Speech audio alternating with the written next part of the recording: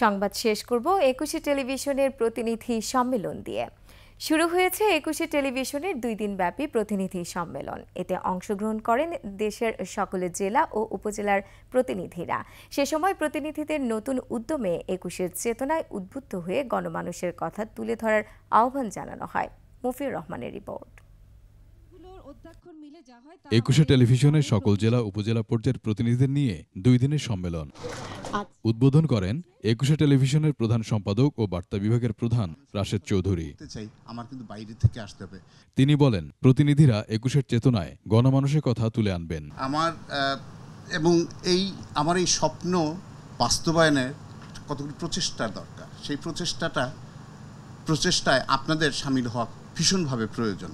পরে একুশের বার্তা বিভাগের ডেপুটি হেড অফ নিউজ, সম্পাদকীয় প্রধান, চিফ রিপোর্টার সহ ডিজিটাল মাধ্যমের প্রতিনিধিরা বিভিন্ন সেশন পরিচালনা করেন।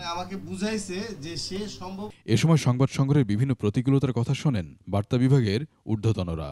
সংবাদ সংগ্রহের নানা কৌশল নিয়ে দিক নির্দেশনা দেন তারা। এর মধ্য দিয়ে মাঠ পর্যায়ে তথ্য সংগ্রহের আধুনিক প্রযুক্তি ব্যবহারে তাদের আরও দক্ষ করে তুলবে বলে মনে করছেন একুশে টেলিভিশনের প্রতিনিধিরা। আমরা সোর্স একজন না, অনেক সময় আমরা 3 জন পর্যন্ত সোর্সের আমরা সাথে যোগাযোগ রাখি। সম্মেলনের সমাপনী দিনে একুশে টেলিভিশনের চেয়ারম্যান ও সিইও আব্দুল সালাম প্রতিনিধিদের সাথে মতবিনিময় করবেন। ন্যারেটিভ স্ক্রিপ্ট কখনো ন্যারেটিভ হওয়া উচিত না। মফিউর রহমান, একুশে টেলিভিশন, ঢাকা।